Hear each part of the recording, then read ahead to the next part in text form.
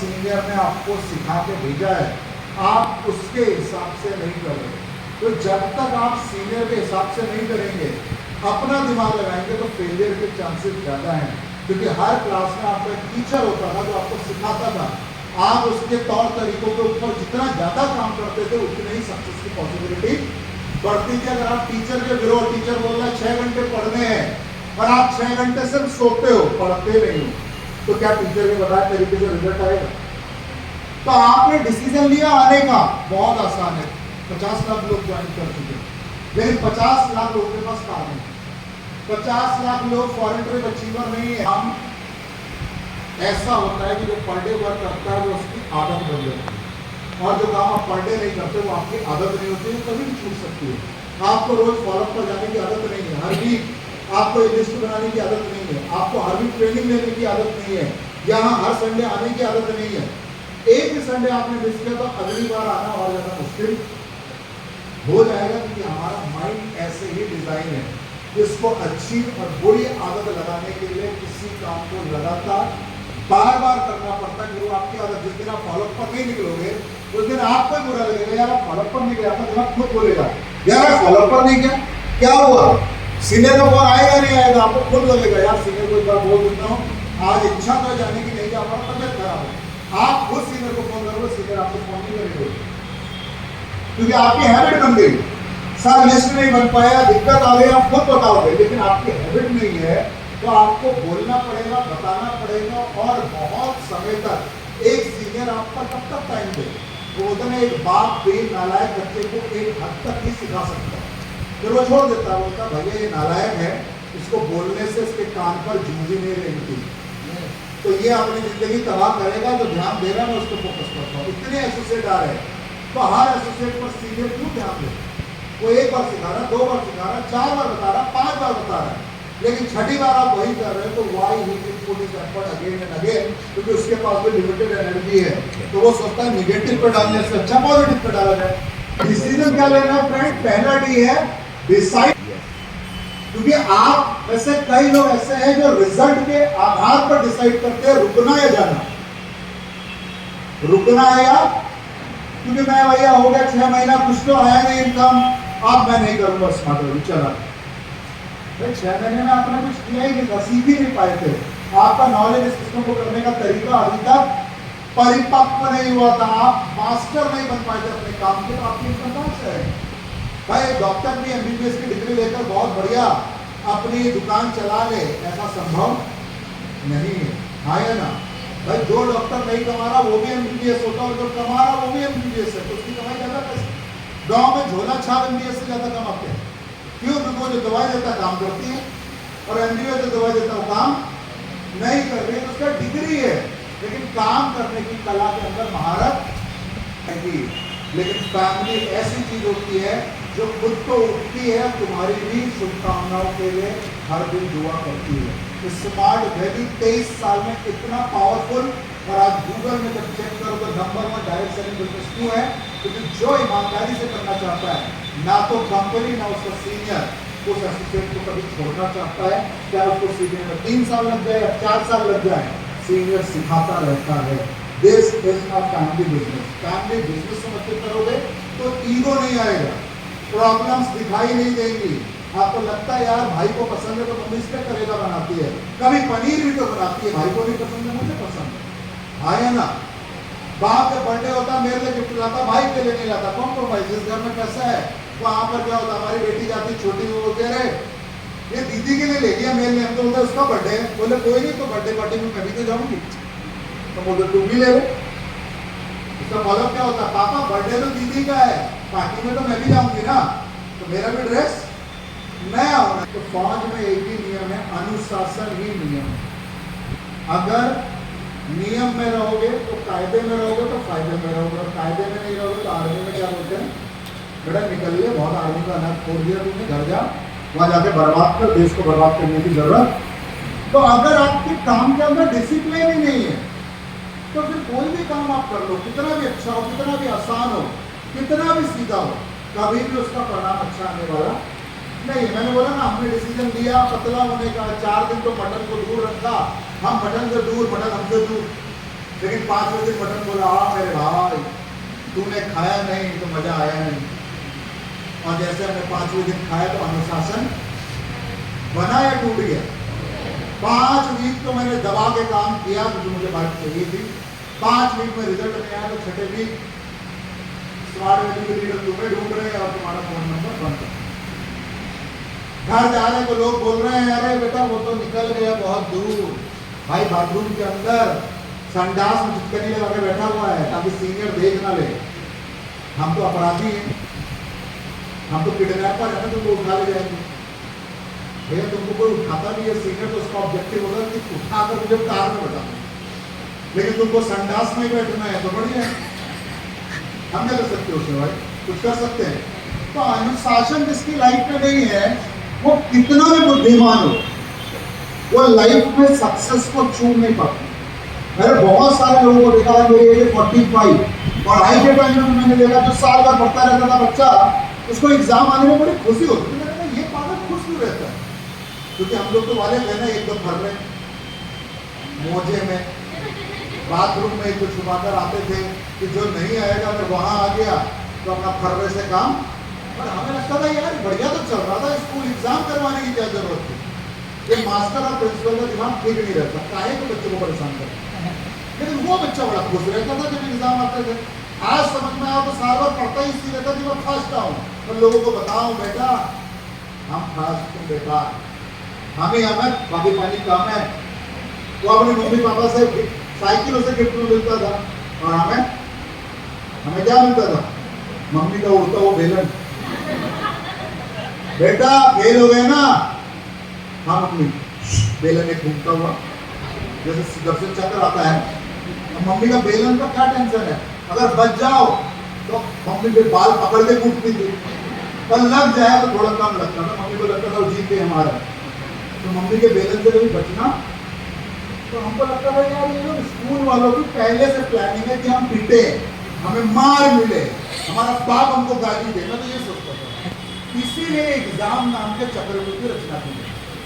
लेकिन आज समझ में आया कि भैया अगर एग्जाम पास नहीं करोगे तो तुम अपनी नॉलेज को टेस्ट कैसे करोगे? अगर तुम लिस्ट बना के लोगों को इनवाइट ही नहीं करोगे, वो हॉल में आएगा ही नहीं, तो तुमको पता कैसे चलेगा कि ट्रेनिंग जो दिए थे वो ट्रेनिंग काम कर रही है या तुम काम सीख चुके हो? तो जितना तुम्हारा इनवाइटी बढ़ेगा इसका मतलब है तुम्हारी बाइक का सपना उतनी ही जल्दी पूरा होगा। जितना तुम्हारा फॉलोअप पे डीडी उठेगा उतनी जल्दी तुम्हारा कार का सपना पूरा होगा। यानी कि जितना एक्टिवली तुम्हारा काम कंप्लीट होना शुरू होगा उतना ही रिजल्ट और सक्सेस के परचम पर, चोटी पर आप पहुंचोगे। तो never hate work you are doing, क्योंकि काम करते वक्त तकलीफें ज्यादा लगती हैं, लेकिन उन तकलीफों को देखने जाओगे तो कभी कार्य नहीं करता। और अगर उस काम की वैल्यू और मजा लेने लग जाओगे उस काम में तो उसको फॉलो मारने में भी मजा आएगा, लिस्ट बनाने में भी मजा आएगा। तुमको ट्रेनिंग लेते हुए भी लगेगा सर इतनी जल्दी क्यों खत्म हो गए, 2-3 घंटे और दे देते, 4 घंटे और होता तो बढ़िया रहता सर, मजा आता। तेरे कमल सर को आज ही क्यों बुलाया, हर सप्ताह बुला ले तो और मजा आता।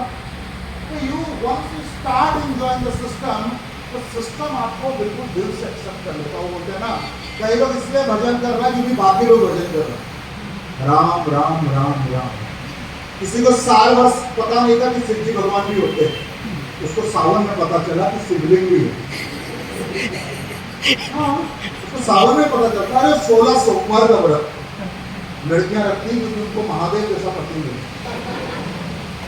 महादेव जैसा पति मिल जाएगा तो कैसा होगा? वो तो पहाड़ में बैठे रहेंगे, तुम क्या करोगी? महादेव लिपस्टिक, महादेव बच्चा रूल रहा है दूध, तो महादेव वो सांप, महादेव बदलना है बात करना सांप बोला। तुम्हारा आइडियोलॉजी गलत है कि भाई भगवान तो रोज है, महादेव की 16 सोमवार रोज पूजा करो। भाई अगर आप मुस्लिम धर्म से तो रोज अल्लाह को मानो, एक दिन से कैसे होगा? आपका और उसका रिलेशन तब मजबूत होगा जब आप रोज इस तक करीब जाने की कोशिश करेंगे, क्योंकि दुनिया की सबसे मुश्किल चीज है उस तक पहुंचना, और उसको भी आप 16 सोमवार में जड़ लगा के प्राप्त करना चाहते हैं। पॉसिबल है? नहीं पॉसिबल है। तो हम तो जब मन होता है, जब टाइम होता है, सोमवार हो ना, कई लोग बोलते सर आजकल तो सावन चला गया, तो मैंने कहा तो शिवजी भगवान ने नहाना बंद कर दिया, मतलब वो मैले रहेंगे तो सावन में नहाते हैं, ठंडी में नहीं नहाएंगे। उन्होंने सर अभी ना सकते तो हम अभी चढ़ा लेते हैं। सावन में तो मौका ही नहीं मिलता, लोग इतना लोटा लेके चढ़ा रहते हैं, महादेव नजर नहीं आते, आदमी के सर पे लोग पानी डाल देते हैं। महादेव भी सोचते हैं यार मेरे लिए पानी नहीं आ रहा, इसके लिए लेकर आया। ऐसा होता है नहीं होता है? आया ना। प्रसाद आदमी कैसा लेगा? जो उसको पसंद है। अमीर आदमी 1000 रुपए किलो वाली मिठाई ले जाएगा, गरीब बेचारा बस सबसे सस्ती बतासा। तो आदमी लड्डू भी वो चढ़ाता है जिसको लास्ट में वो खा सके। तुम्हें कैसे पता कि भगवान को ये लड्डू पसंद है?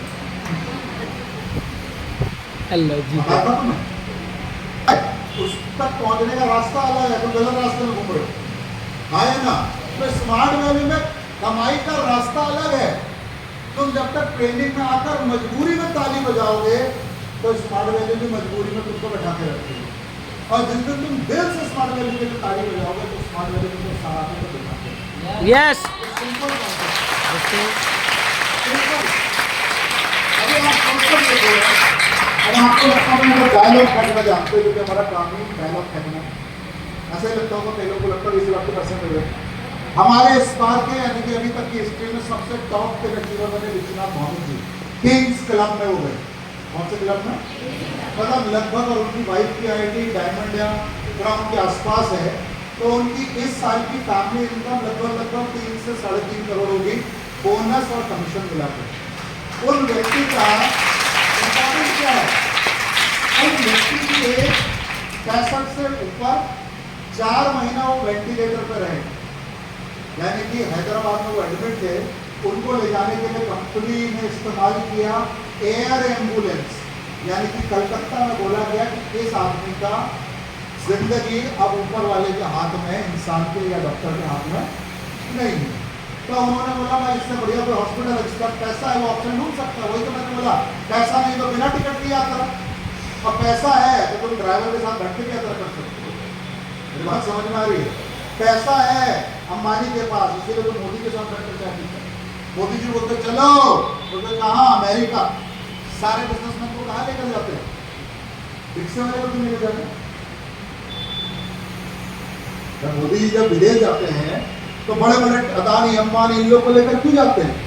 हमको लेकर क्यों नहीं जा रहे? वो रिक्शे वाले को लेकर क्यों नहीं जा रहे? चल तू भी अमेरिका देख लेगा, मरने से पहले एक बार अमेरिका तो देख ले कैसा दिखता है। वाई क्यों ऐसा? तो उनको एयर एम्बुलेंस से ले जाया गया, यानी कि एयर एम्बुलेंस का मतलब होता है एक ऐसा प्लेन जहां पर 2 लोग होते हैं चलाने के लिए और एक सपोर्ट में नेविगेशन के लिए।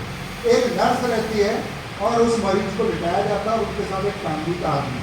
हैदराबाद से कलकत्ता का हवा में डिस्टेंस है 2 घंटा, ट्रेन जाओगे तो 36 घंटा के आसपास लगता है, और मात्र खर्चा हुआ 10 लाख रुपये, यानी कि हवा में उनको सिर्फ हैदराबाद पहुंचाने का खर्चा हुआ 10 लाख।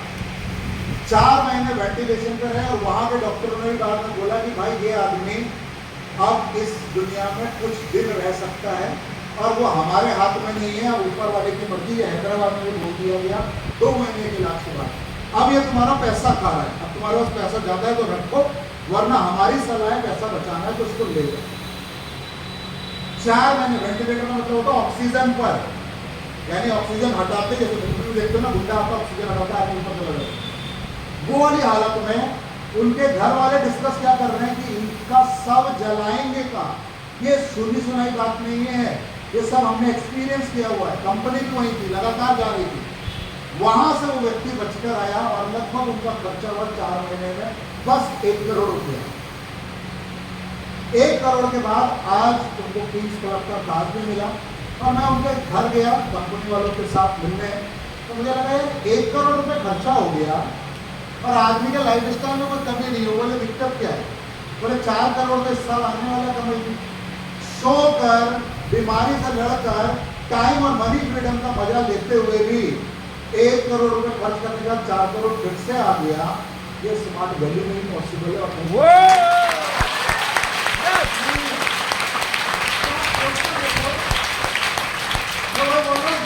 छोटा है, कईयों ने तो बाइक ले ली, पीछे गर्लफ्रेंड पाल ली है, लोग कुत्ता पालते हैं, कोई गाय पालता है, लोगों ने आजकल गर्लफ्रेंड पालना शुरू कर दिया, और किसी गर्लफ्रेंड ने लड़का ने आजकल बॉयफ्रेंड पालना शुरू कर दिया।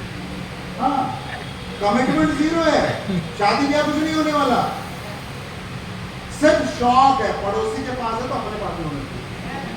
भैया आईफोन थोड़ी ना है जो पड़ोसी के हाथ में भी तुम्हारे हाथ में होना चाहिए। और सबसे बुद्धू बन रही है हमारी बहन, क्योंकि वो स्मार्ट वैली में आकर एक गोल्ड अचीवर बन जाता है, टाई आई लगा के आता है, पहले खाने को नहीं मिलता, दबा के खाने को मिलता, थोड़ा स्मार्ट दिखने लगता है, सर करके लोग बोलते हैं, तो बहन भी उसके चक्कर में फंस जाती है। फिर वो स्मार्ट वैल्यू नहीं करते, कुछ और वैल्यू करने लग जाते हैं। बनाने आए थे करियर, सपने थे माँ के, गरीबी हटाने आए थे और गरीबी बनकर। मैं आपको बता दूं, लव शब्द करना कोई बुरी बात नहीं है, लेकिन कमिटमेंट क्या है भाई? अगर आपको शादी ही करनी है तो कुछ बन के करो ना। मैं डायमंड बनो, साल में 25-30 लाख बोनस आए, जिस लड़की का हाथ मांगने भी जाओ तो उसके बाप को शर्मिंदा ना होना पड़े चुनाव देने के लिए। वो भी सोचे, बोले क्या कमाते हो? बोले अंकल कमाते क्या है, बैंक स्टेटमेंट ही देख लो, हफ्ते में कितना आता है, अगर तुम्हें आ रहा आता है तो लड़की छोड़ के जाओ, तुम संभाल लेना।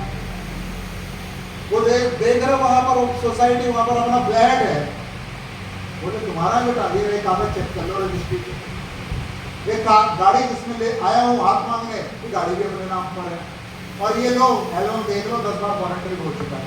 अब इससे भी बेहतर तुम्हारी लड़की के लिए कोई है तो उसके साथ जाओ, और नहीं है तो खुशी खुशी हमारे साथ विदा करो। दहेज देने की भी जरूरत है, क्योंकि सामने बहुत है तो कुछ बनो और